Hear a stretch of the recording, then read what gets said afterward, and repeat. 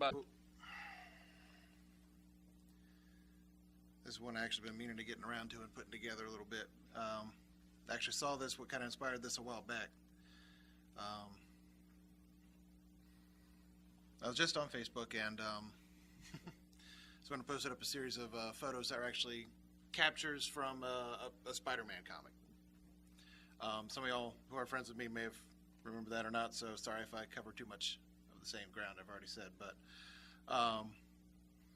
in it, I have to assume most of you are familiar with Spider-Man. Spider-Man's mainstream enough. The idea that he got the powers, but he was young, and he instead of being a hero at first, he did amateur wrestling, and his uncle ends up dying because he didn't stop a robber who eventually kills him. If he'd stopped him ahead of time, that event never would have happened. He'd still have his uncle.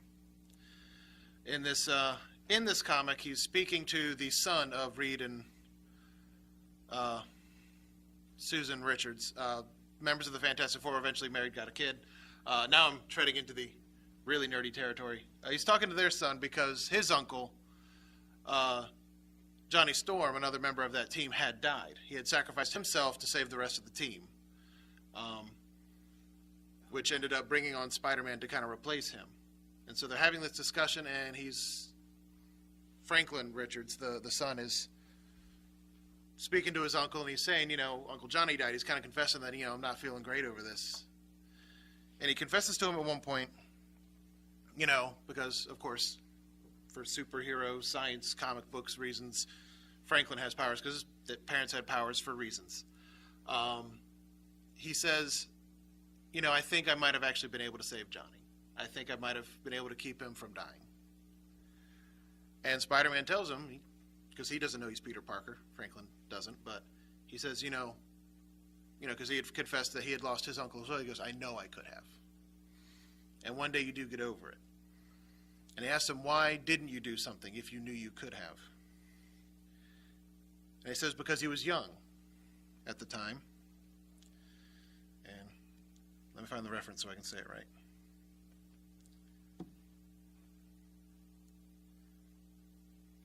There we go.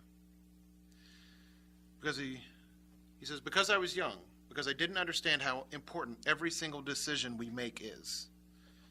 Because I had to learn that when you have gifts like ours, you don't think about yourself first.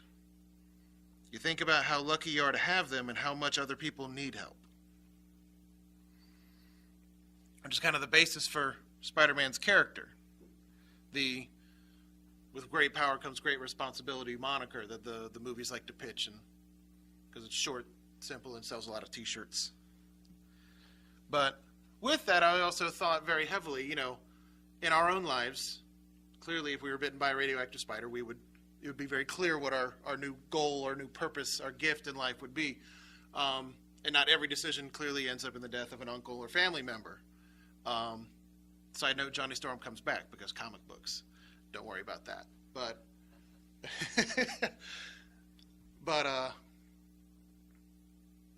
real life is a bit more subtle in that we all do have our own gifts. We have our own abilities in that moniker of, with great power comes great responsibility. With ultimate power, as Christ had as God, came the ultimate responsibility when he did come down here that he had to fulfill. Where we, in our walk to be more like Christ, to live as Christ on there, how much are we in those little decisions, every decision we make? Because again, it wasn't a moment to save his uncle that Spider-Man had. It was, do I stop this guy? The consequence was that it happened later. And then, he recognized the same robber, so he realized his own mistake.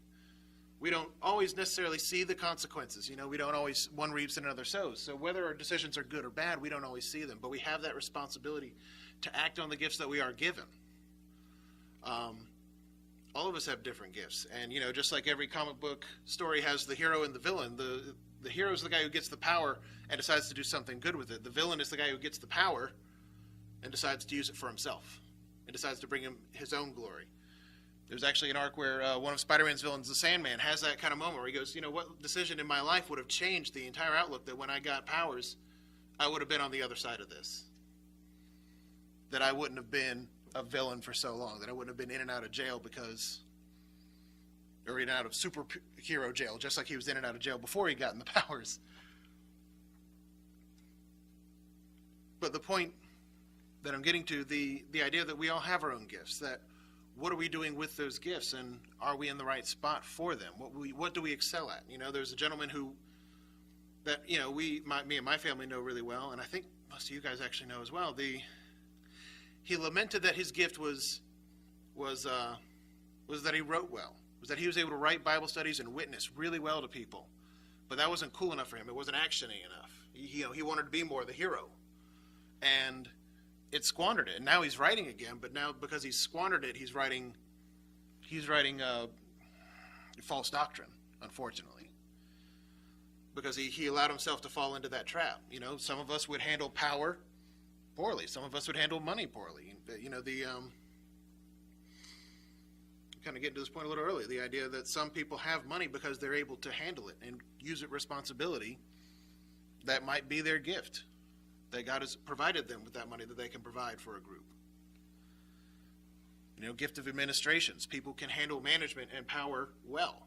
Hopefully I can, Gord just got hired where I work, and I'm technically over him. It was something that didn't even occur to me when I told him we had a position open, that, I would be over him. So, I'm nervous that I'm, not going to try to overpower him at any point. It's working great. Don't worry about that right now.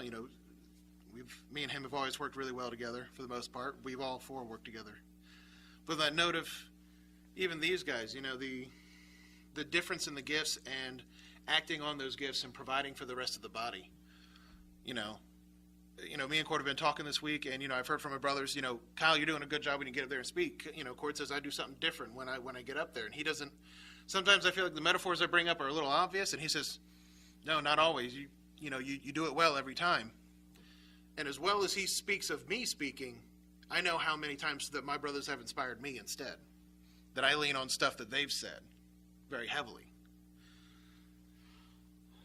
But we all do it differently. I bring up comic books and movies when I'm up here and draw those parallels and metaphors, and Cody speaks straight from the scripture, and I love it every time he does speak, because he does. He knows how to read that meat and just choke all the meaning out of it that he can. And I know Kane doesn't speak here very often, but there's not a seminar I haven't enjoyed when he's speaking at Infuse. So everyone prospers when we're all working together in that body. And really that idea that came to me is the idea of being fully invested in it 100% of the time. The thing I wanted to bring up, I'm sure many of you have maybe caught on Facebook the impromptu speech from Steve Harvey after a recording of Family Feud. He brought up the idea of jump, that people are living abundantly because they found their gift and they took faith in that God gave us a gift that we need to use to live more abundantly. And while, yes, he does speak a little bit materially about that our lives are just richer if we do invest in those gifts that he's given us. He's given them for a reason. And the idea of jumping is the idea that, in his metaphor, the gift is the parachute. And you got to jump off the cliff. You got to trust the gift that you've been given. Again, that full investment of investing yourself in the body of Christ, in each other, in service, and in action, and in attitude. Sometimes we withdraw ourselves and we restrain and don't always act fully on our gifts just because we're scared it'll go wrong, which I know me and my brothers all talking about speaking, we've all had that moment of, well, here goes. And let's hope I didn't screw this up too bad. Or the idea of being hurt because we put ourselves out there and we didn't get the return that we wanted, the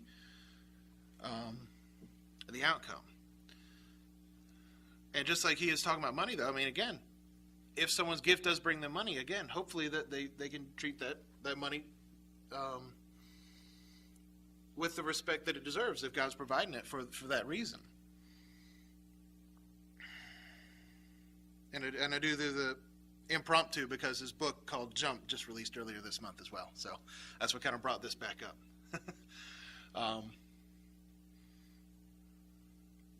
But that was what I kind of got out of these little bits here that I put together. The idea that we're here to invest in each other. We're here because we have these responsibility to act on each other with our gifts, nourish the body. The hand can't grab what the eye isn't telling him where it is. And the eye ain't going to get it if the hand ain't grabbing it for him. You know, it's... I apologize. My notes don't actually get to this part of the sermon.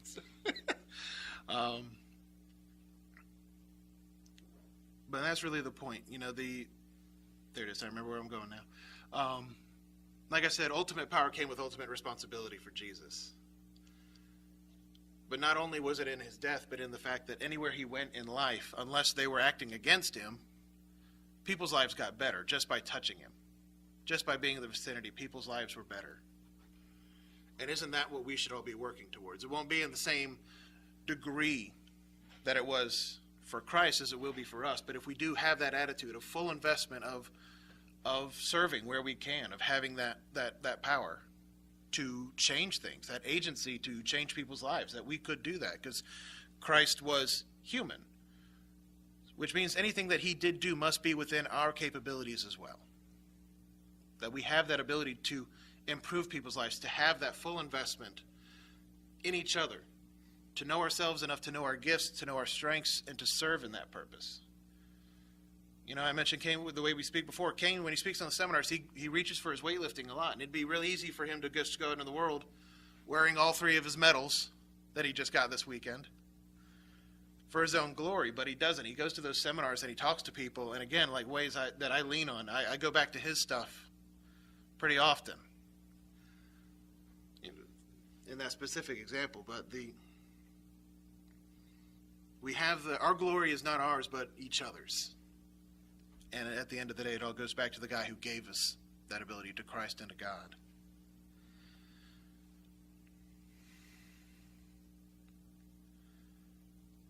So let's just, I don't know, just a kind of that idea that our actions every day, every decision, whether meaningless or not, we might be that impact that makes life better for everyone around us, in the body and outside the body. And that it's all within our power and responsibility to do.